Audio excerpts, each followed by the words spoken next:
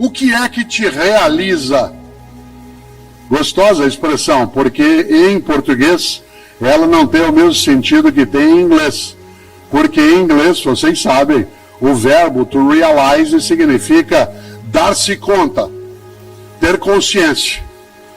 Eu, Cortella, gosto, e acho que você, sem dúvida, também, de fazer coisas nas quais eu me reconheça e seja reconhecido.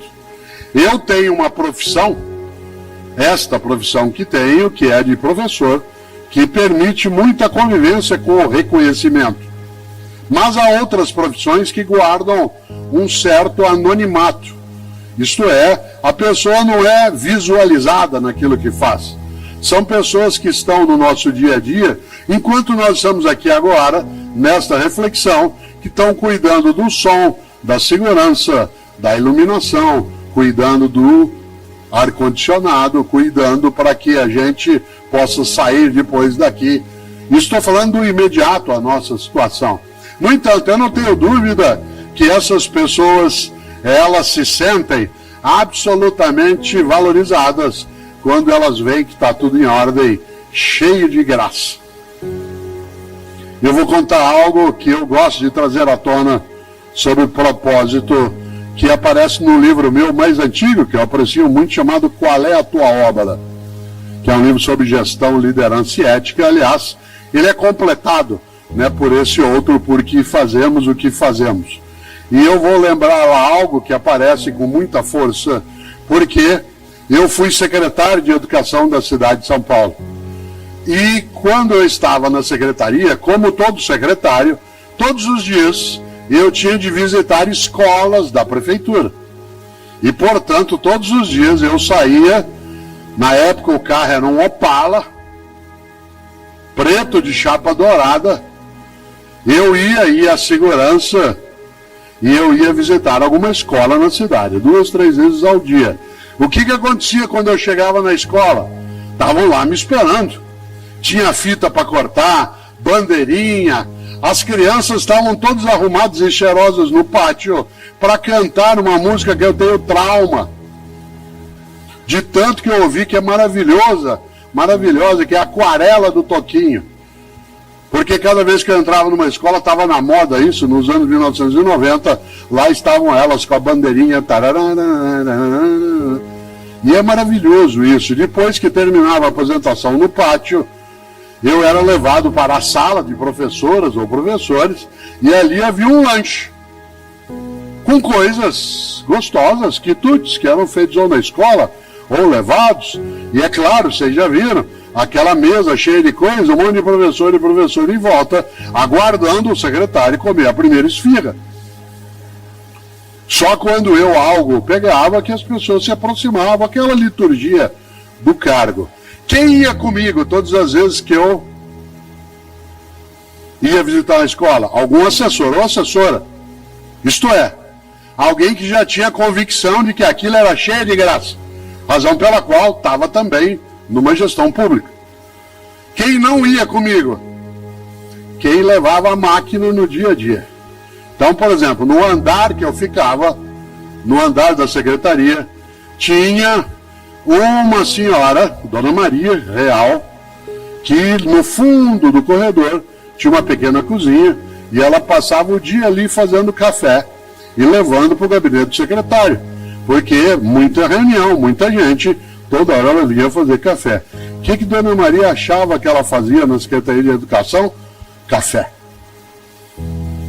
No mesmo andar, no final do corredor, além dessa copinha, onde Dona Maria fazia café, tinha uma máquina de reprodução, aquelas antigas máquinas Xerox grande, e ali ficava um rapaz o dia inteirinho. Levantava aquela tampa, baixava, aquela luz passava, aquele calor. O que ele achava que ele fazia? Tirava cópia. No andar de baixo, sob a sala do meu gabinete, ficava a contabilidade, onde as pessoas passavam o dia fazendo nota de empenho. Um dia eu lembrei de uma coisa que era importante, que eu não tinha notado, que as pessoas não tinham muita clareza do propósito. Quem tinha clareza? Eu, a equipe que estava, que tinha se disposto a entrar num projeto político de atividade pública. mas os outros não necessariamente. E aí eu decidi mudar a lógica. E em vez de, ao visitar escolas, levar comigo quem já estava comigo, quem já tinha clareza do porquê estava fazendo aquilo que fazia, eu decidi levar as pessoas do dia a dia da burocracia. E a primeira delas foi Dona Maria. Eu falei, olha, amanhã, Dona Maria, eu vou visitar uma escola, eu gostaria que a senhora fosse comigo. Claro que isso precisa cautela para não ser constrangedor. Precisa um preparo, porque o secretário é uma figura acima. De repente, entrar no carro, no banco de trás do Opala, sentar junto comigo. Esses carros antigos, o banco de trás era único, né? E ficar ali joelhinho com joelhinho, pro secretário. Precisava preparar. É mais ou menos como algumas famílias que às vezes levam a pessoa que trabalha na tua casa, quando vai almoçar, você vai almoçar fora, você leva a pessoa com você. E ela, que não está habituada a algumas coisas, infelizmente ainda, mas não para sempre, aí você entrega o cardápio para ela e diz, o que você quer comer? Claro que aquilo é um peso imenso. Primeiro que ela não domina o cardápio. Segundo, que não está habituada a escolher. E terceiro, menos ainda, vincular as duas coisas imediatamente, que é o custo. Então, é necessário uma aproximação que não seja demagógica. Então, começar, eu gostaria que a senhora fosse, para a senhora ver um pouco o resultado também do seu trabalho. Aí Dona Maria foi comigo, entrou comigo na escola, foi ver as crianças e depois ela foi para a sala onde estava o lanche. Vocês imaginem, poder ter o lanche em vez de só servi-lo estando ali, né? Estando comigo. Não era demagogia, era de formação para ela e para mim. Depois, no outro dia, eu levei, o rapaz tirava cópia no fim do corredor. Numa outra vez, o pessoal da área de contabilidade, de repente, o que as pessoas começaram a entender? Que ela não fazia café, ela fazia educação escolar. Que aquilo que ela fazia ajudava a aparecer escola, criança, família, ensino, cuidado, proteção. Que ele não passava o dia só fazendo nota de empenho, que aquilo virava vida e serviço público. Por que eu estou contando essa história? Não é uma autoexaltação, embora possa parecer, não quero me elevar com essa questão, mas é um aprendizado que eu tive de ter para que as pessoas enxergassem com mais nitidez. Por que faziam o que faziam? Vocês não fazem ideia como a capacidade e a qualidade do trabalho ela se elevou no dia a dia, porque de repente, a cada café que ela fazia, ela sabia que o resultado não era só fazer café, era auxiliar uma estrutura que tinha uma finalidade que era mais relevante. Uma pessoa excelente é aquela que faz mais do que a obrigação. Quer ver um exemplo? Aqui nesse espaço tem professoras e professores, e também tem professoras de educação infantil, que é uma das áreas mais complicadas da atividade educacional escolar. Você numa sala de educação infantil, com 20, 25, 30 crianças de 5 anos de idade, cada uma delas é uma bomba ambulante. Você vai socorrer essa aqui, a outra sai correndo, você vai pegar, a outra pula o muro, você vai atrás da outra, fura o olho da outra. Você passa o tempo todo assim, está de tensão. Aliás, uma parte das famílias notou isso na pandemia. Quando as crianças não indo para a escola, percebeu que educação escolar é uma atividade profissional. Exige dedicação, esforço, junção, paciência. Muita gente perdeu a paciência. Interessante, porque às vezes você, professora, alguns professores de educação infantil, não são tantos, mas professoras a maioria, às vezes você só tem um momento de descanso na hora do teu intervalo. Na hora do teu intervalo. E às vezes você está saindo da sala de aula para ir tomar teu chá, comer tua bolacha, que é o que nos dão na escola. Você está andando. Quando você olha para trás, fica uma menininha de 5 anos. Você fala assim, meu Deus, volto, pergunto o que foi e perco o meu intervalo. Ou finge que não vi e sigo direto. O que você faz? Volta. Chega lá e põe a mão na criança, às vezes ela assusta com o toque, porque é a criança que assusta com o toque adulto, que ela está habituada a ser tocada de modo ou bruto ou indevido, ela assusta e fala, o que foi? Ah, não foi nada não, tia. O que foi? Fala para mim. Não foi nada, fala para mim. Fala, minha mãe que falou que meu pai foi viajar e vai demorar para voltar. Você entende? Fala, então vem comigo. E ela vem. Onde você for, ela vai atrás. E você perde o intervalo e ela passa a semana inteira grudada em você. Onde você for, tia. Porque sem você, ela entra em desespero. Por isso, uma professora excelente ou um professor é aquela que faz mais do que obrigação. E mais do que obrigação, repito, não é trabalhar sem condição, sem salário, mas é fazer o melhor na condição que tem, enquanto não tem condições melhores para fazer melhor ainda. E aí volta a um ponto. É claro, você sabe e eu sei, excelência não é o lugar onde você chega, excelência é um horizonte.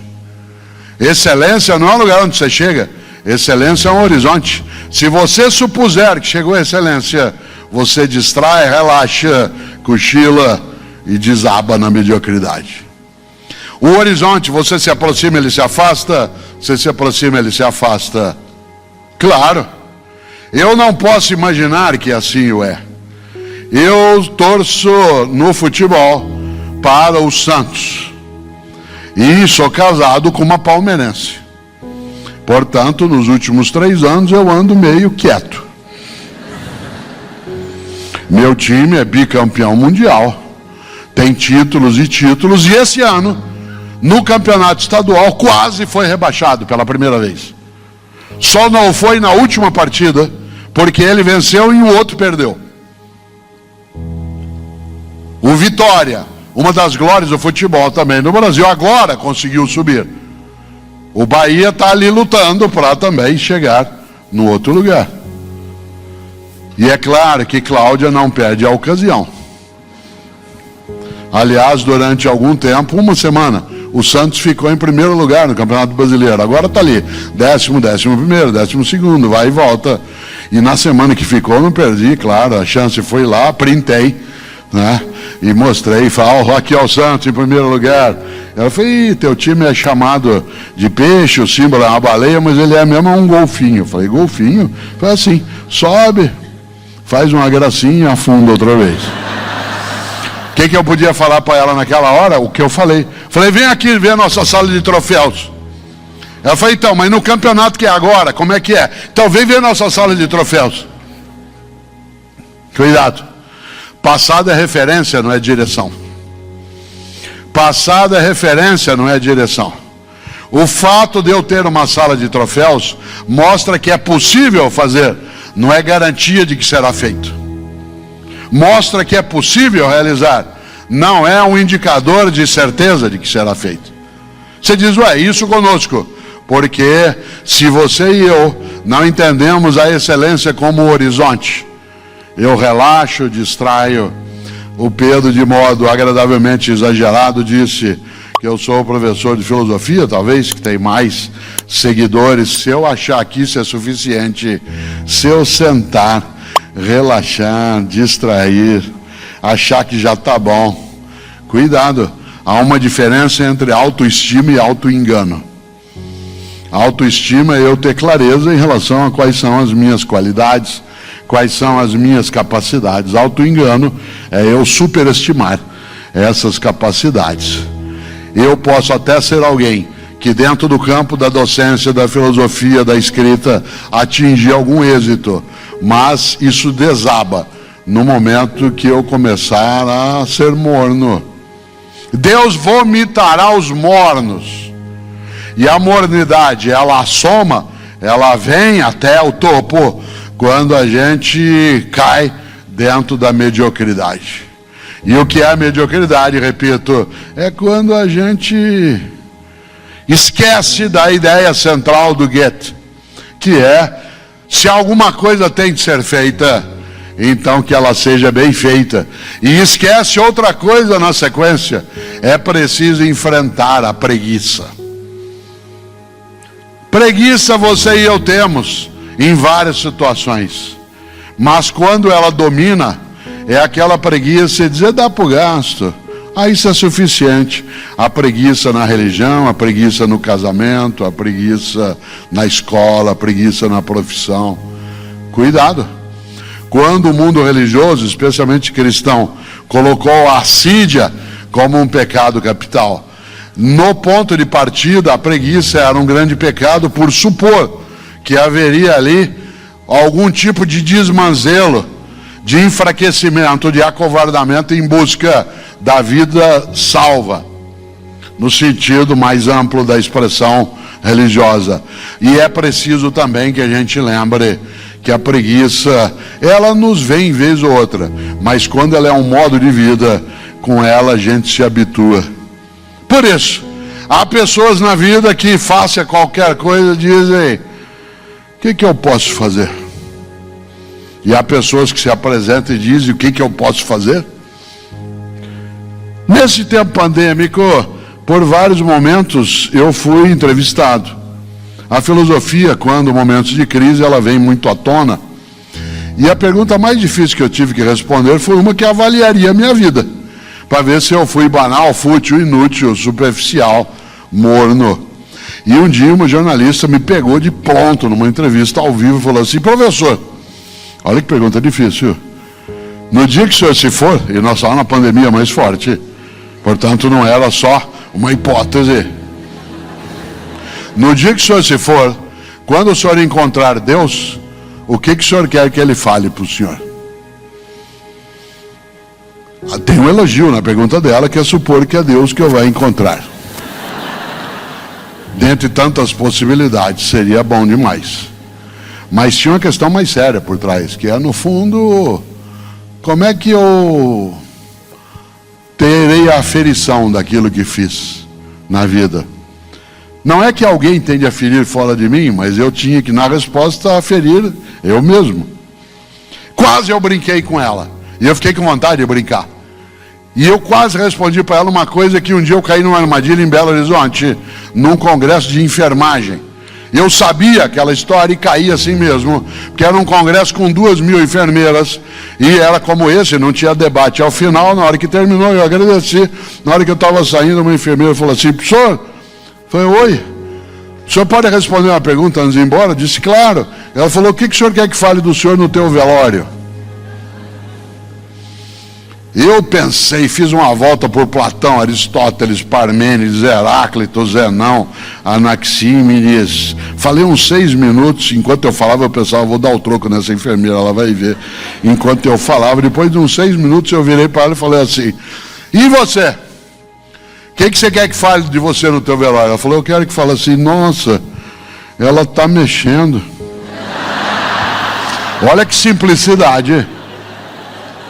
Olha que coisa. E eu na hora até imaginei que seria essa a resposta.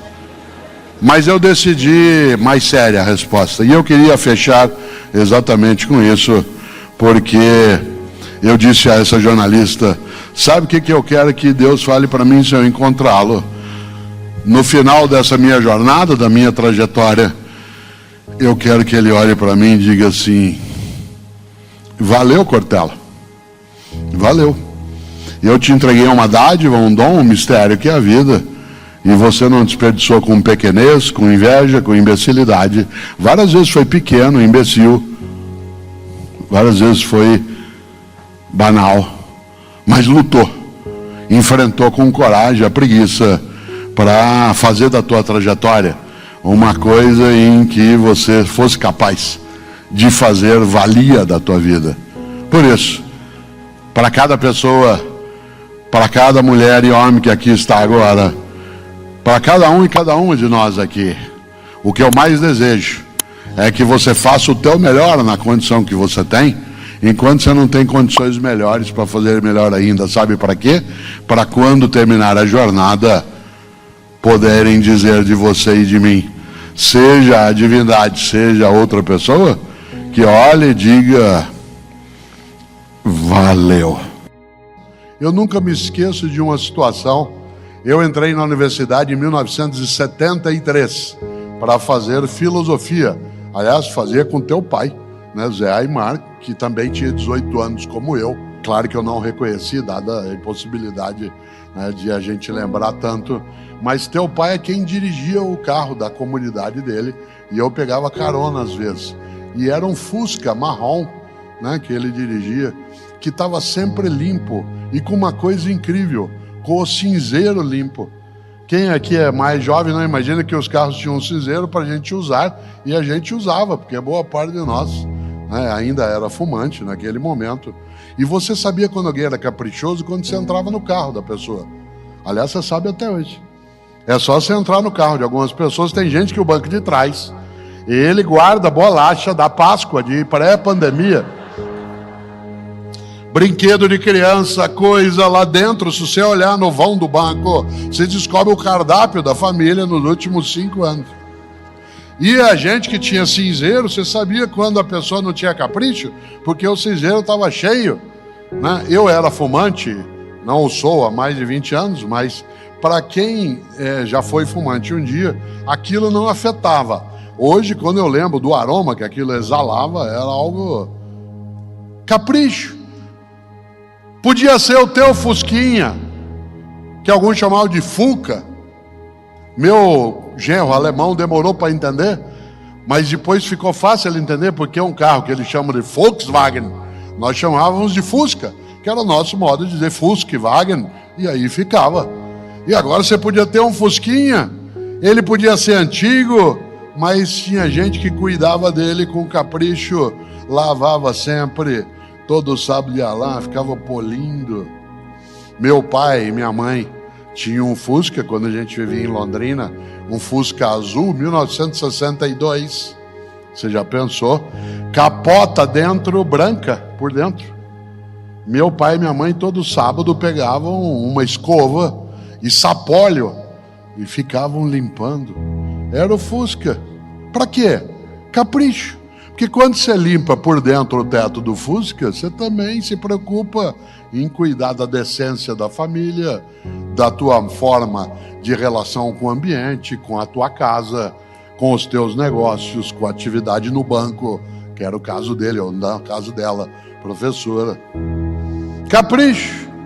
Repartir o que se sabe significa ter generosidade mental. Esse é um dos caminhos para uma satisfação íntima que muitos podem chamar de sucesso, realização ou felicidade. Mas o fato é que pela internet ficou muito mais fácil levar conhecimento a muitas pessoas. Multiplicar o conhecimento ficou mais acessível. Porém, para ensinar no mundo digital, o conhecimento técnico sobre algo não é suficiente. É preciso saber ensinar online. E eu passei por esse processo depois de mais de 40 anos ensinando em sala de aula. Eu tive que entender que para ensinar online eu tinha que aprender. E foi um dos meus filhos, o Pedro Cortella, que me ajudou nesse processo. E além de professor, eu me tornei também, agora, um ensinante digital. E essa história, a história do Cortella Digital, vou contar na oficina do curso online. Um evento onde eu estarei com meu filho Pedro e com a Regiane Toigo para demonstrarmos como é possível digitalizar o conhecimento, criando um método de ensino online para levar o que se sabe para o mundo inteiro. Eu tenho um livro mais antigo, que algumas pessoas conhecem, chamado Qual é a Tua Obra?, que é um livro sobre gestão, liderança e ética. E nesse livro está uma frase que não é da minha autoria, mas que é a frase que mais aparece na internet como sendo da minha autoria. Há várias frases que circulam como se fosse da autoria da gente. Essa que eu vou mencionar não é. Eu gostaria muito que fosse, mas ela não é. Ela é uma frase de um grande jurista, um pensador britânico do século XIX, chamado Benjamin Disraeli. Aliás, Benjamin Disraeli foi primeiro-ministro da Rainha Vitória.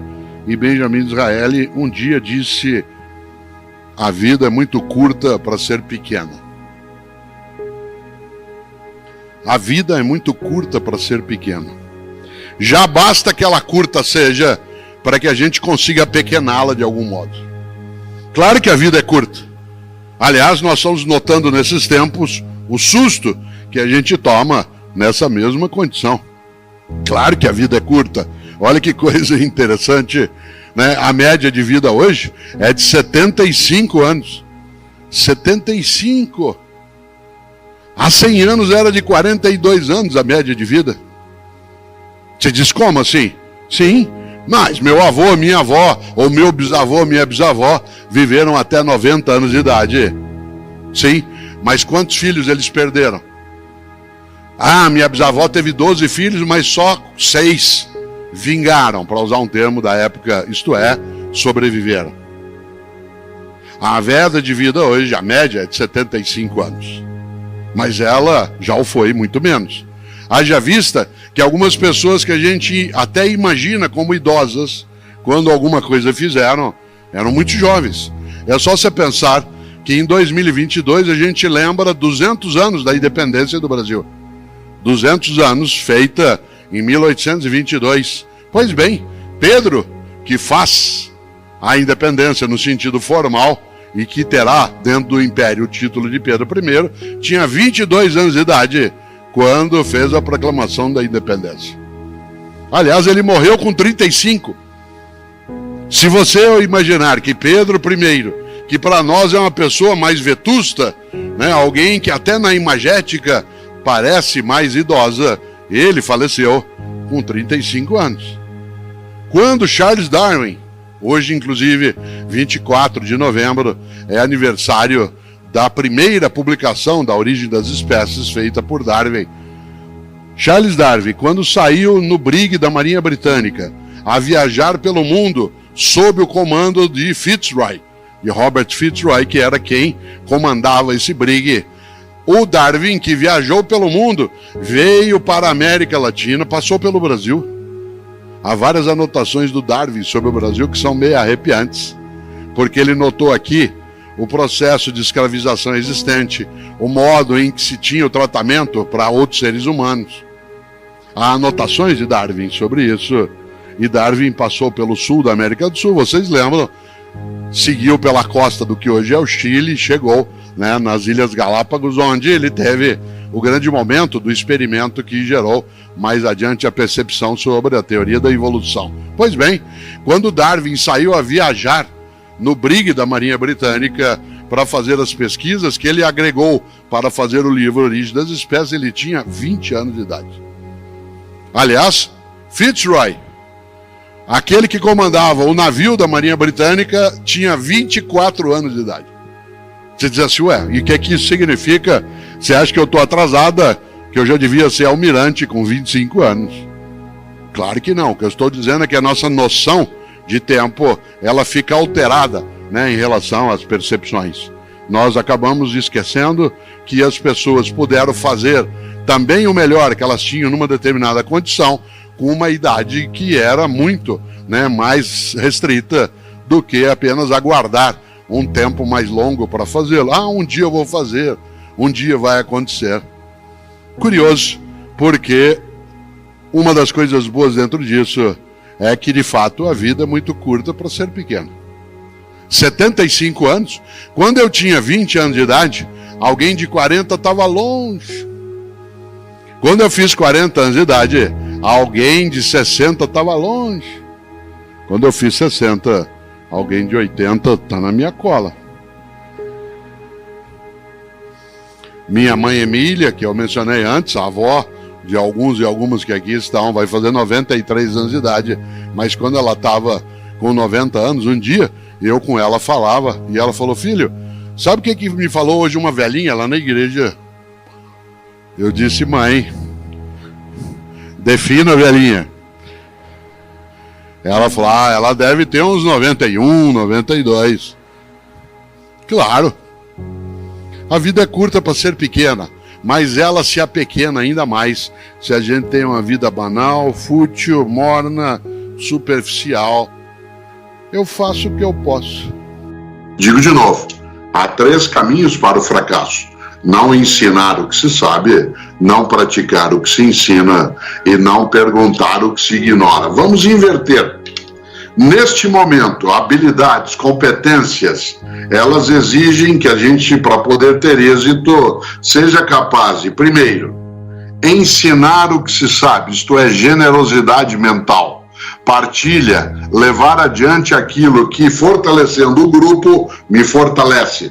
Segundo, praticar o que se ensina, isto é, coerência ética. Terceiro, perguntar o que se ignora, ou seja, humildade intelectual. Essas são 3 trilhas virtuosas que nos levam a ultrapassar esse momento difícil de uma maneira mais exitosa.